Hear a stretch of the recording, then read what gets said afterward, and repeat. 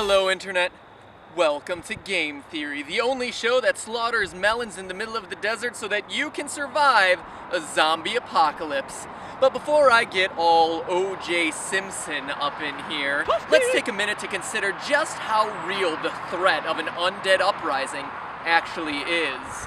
Meet Toxoplasmosa gondii. This little guy can only breed in the intestines of cats, so it infects the brains of rats and then shuts down the rat's fear response, making them approach a cat instead of running away. The rat gets eaten, Toxoplasmosa reproduces, and proceeds to infect more rats. But MatPat, I'm not a rat, you say.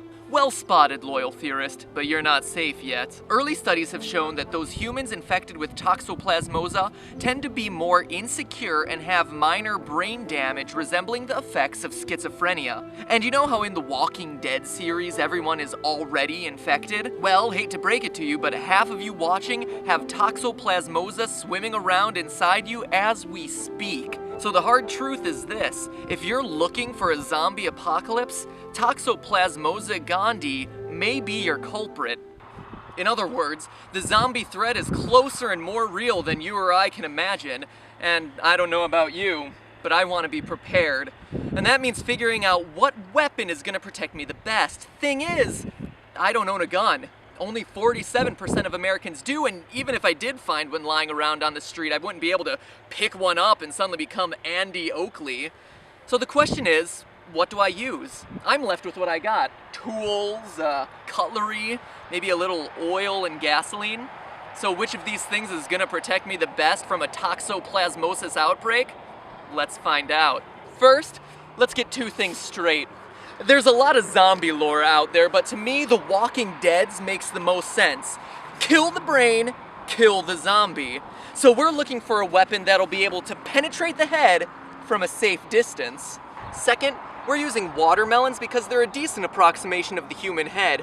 Hard exterior with a soft and squishy interior. Plus, there's anecdotal evidence to support this. An officer who was near President Kennedy when he was shot said that it sounded like a watermelon being split open. Gross, but true. Also, a recent episode of Fox's hit drama Bones said that the human head has the same density as a watermelon, so there's that. Would a pig's skull have been a more accurate representation? Sure, but I don't have the budget or the stomach for that sort of thing. Plus, watching a watermelon explode is so much cooler. First, let's start with a classic, the kitchen knife.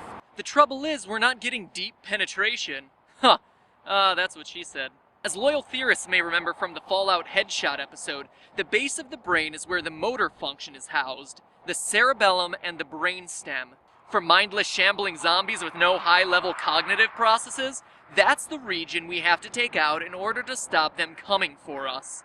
So if we're using a knife, even a large one like this, we would have to aim our blow to either the side or the back of the zombie's head. Something that, in the heat of the moment, you don't want to be thinking about. Also, the short range of the knife leaves us open for a bite. In short, the knife isn't bad, but we could do a lot better. So if we're gonna kill the zombie, we have to get through the head. Now, I don't know about you, but when I think of deep penetration, I think of drills with comically large bits. Whoa there! But let's face it, a drill bit this comically large isn't going to be in your garage. Probably something more along the lines of this size. And if we're using it to penetrate a zombie skull, sure, it's a nice puncture wound, but it's not giving us the deep penetration that we need to hit those core parts of motion, the cerebellum and the brainstem. In other words, drill bit ain't gonna cut it. Speaking of cutting it, you know your axe is serious when it comes with its own sheath.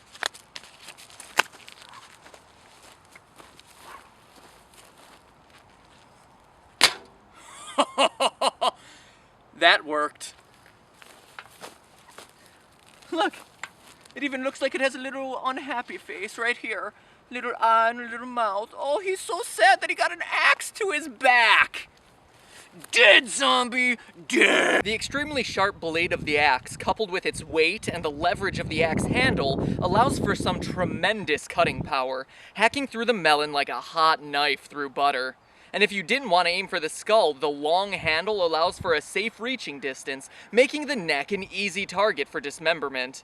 Overall, the axe gets a seal of approval. Oh ha! I'm Zombie Melon! Don't kill me! How about some bludgeoning items? I got an oversized wrench, a hammer, and the good old-fashioned 2x4. Let's melee some melon.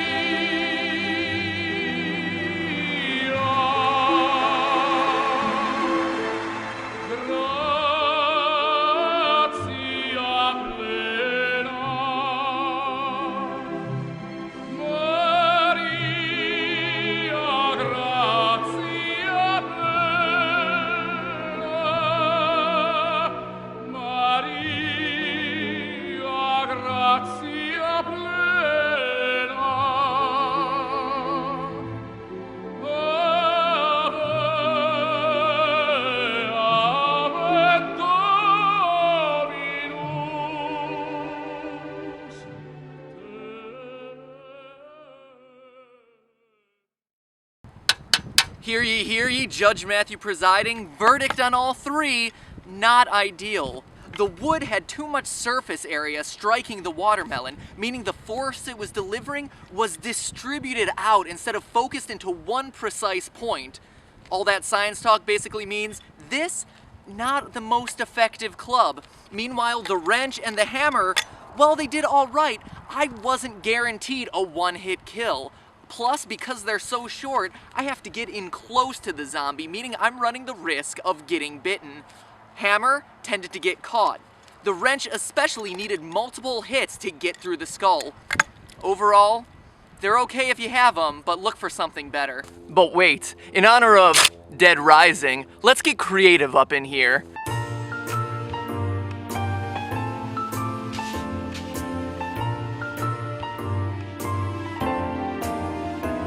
Apart, all three of them are meh weapons, but when combined, they become this. The homemade version of a spiked bat. Probably should have pre-drilled my holes, huh? Oh well, let's see if it works.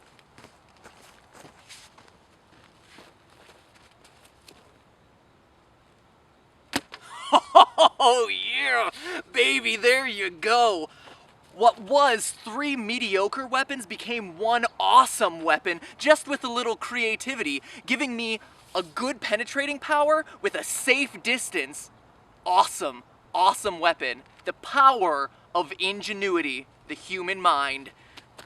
But when it comes down to it, nothing is gonna beat the granddaddy of bludgeoning weapons, the sledgehammer. I'm hoping to feel like Gallagher here, so I've kept the camera really far back so that none of these watermelon guts gets on it. But hopefully that doesn't prevent you from seeing the fireworks.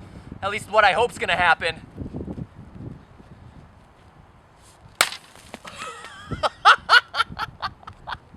Did you see that? That was awesome and effective. Even like broke the table. Okay, so that was super effective, but let's think about this rationally. First, a sledgehammer is heavy. It's going to slow you down a lot. And against shambling hordes, speed is going to be your best ally, so that's a negative.